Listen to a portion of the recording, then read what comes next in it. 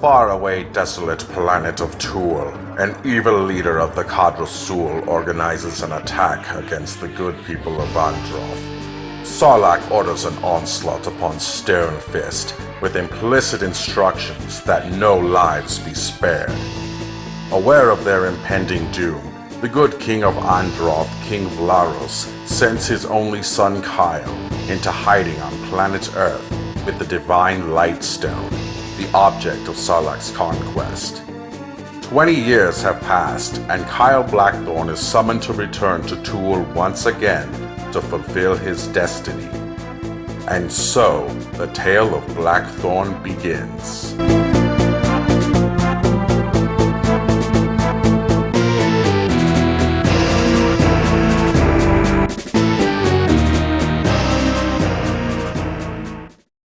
Blackthorne was released for both the Super Nintendo Entertainment System and MS-DOS in 1994. The fabulous cover art was illustrated by comic legend Jim Lee, best known for his infamous work on the early 90s X-Men comics, and before that, the less notorious Punisher War Journal.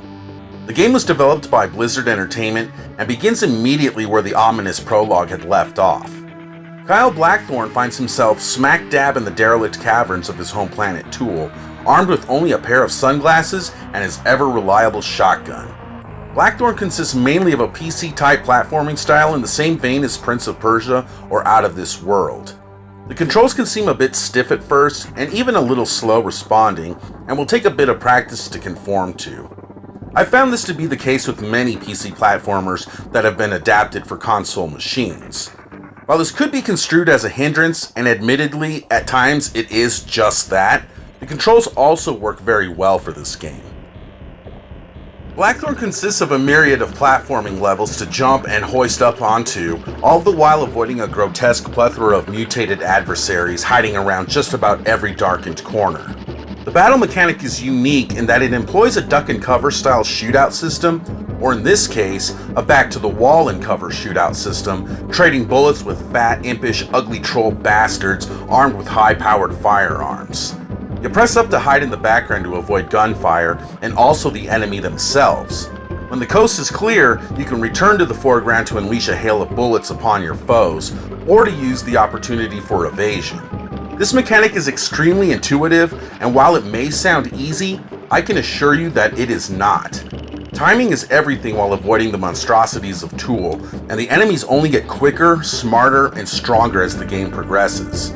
At times, battles can prolong while waiting for the perfect opportunity to get a clean shot off. Luckily, as you delve deeper into the derelict environments of Tool, the speed and strength of your shotgun also increases. Evidence of the oppressive hold that the Quadrosul holds over the meek and Androthi are rampant throughout the bleak world of Tool. Slaves line the walls, shackled and left forgotten like wolves trapped in snares. Many offer clues and helpful items such as bombs and potions to assist Blackthorne in completing the current level. Other, more unfortunate slaves hang on threads of life so thin that putting bullets through their brains seems to be more of a mercy than an atrocity. Now this here is where my age really shows. As a kid, I would gather all clues and items from the slaves and then kiss their foreheads with a shotgun blast with a huge grin on my face. Shooting fish in a barrel, if you will. What a pacifist I've since become, choosing to spare the lives of these pitiful slaves, regardless if the act would be considered a mercy killing. The level of empathy I show for these ravaged drudges is a testament to how much I've grown as a person, and how much I now value the sweet sanctity of life. What the hell. The world of Tool is broken up into 4 main areas, with around 4 sections per each. Blackthorne must traverse section by dilapidated section to reach his goal of overthrowing the Quadrosul's despot, Sarlacc. Each maze-like section in Tool is littered with traps and puzzles that impede Blackthorne's progress.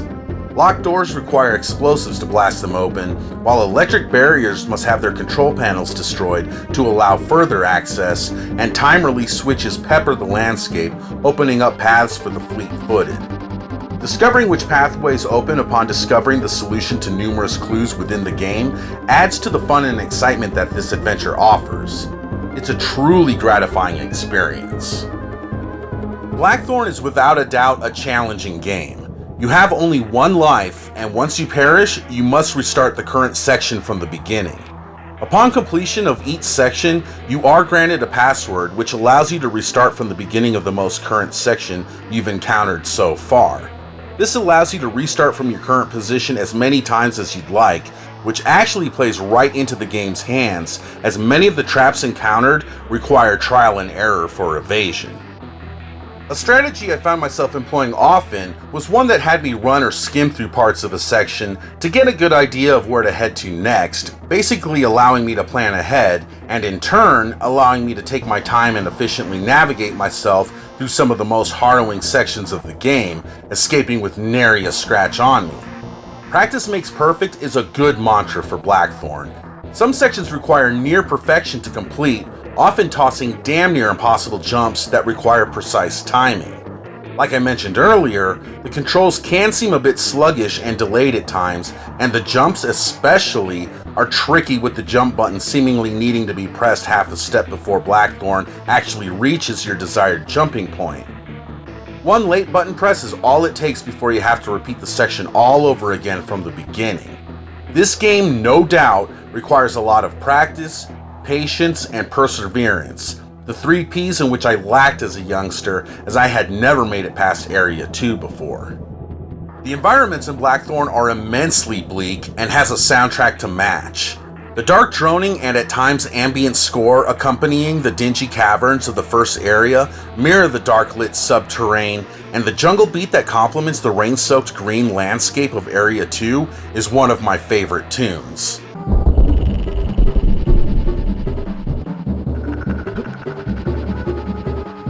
And the sound of rain pattering as warring and drothy rebels clash with seceding traders epitomizes precisely what the SNES was capable of in terms of sucking its players in with environment enveloping sound effects.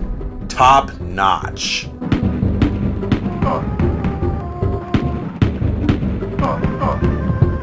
And the graphics too are a marvel to be had. From Blackthorne's dark and then colorful backdrops to the impressive animation of player and enemy sprites alike, not to mention the badass animation of the game's opening cutscene.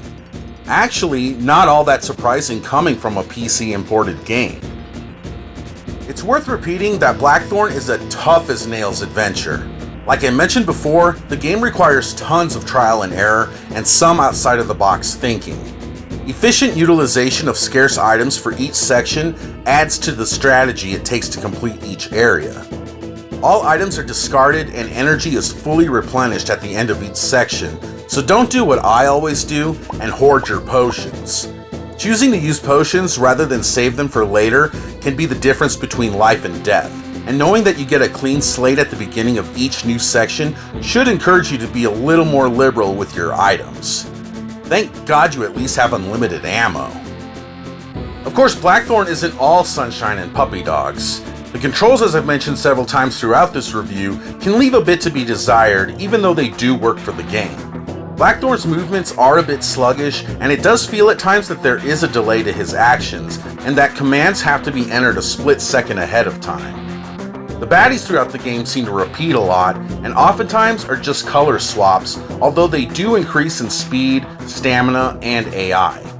And the game lacks end bosses, save for Sarlacc, and I felt the game would have benefited immensely with the addition of an end battle per area to look forward to. And while practice does make perfect, retracing your steps over and over again to succeed can get pretty damn frustrating and tedious at times. So, should you try Blackthorne? Absolutely! I enjoyed this game so much more now than I did as a kid, and really appreciate the strategy, challenge, and bizarre nuances that the game offers. The narrative is intriguing, the mix of ancient and future technology is attractive, and you blast motherfuckers in the face with a goddamn shotgun. How could you resist? The price of the SNES cart is gradually rising, currently averaging between $20 and $30 loose. The game was also ported to the 32X and Game Boy Advance, but I've never played those versions, so I can't comment on whether they hold up or not. But take my word for it, if you crave a challenging platformer that isn't typical of what you've grown accustomed to, then by all means, check out Blackthorne on the Super Nintendo. It's a dirty job, but someone's got to save this damn dystopian world.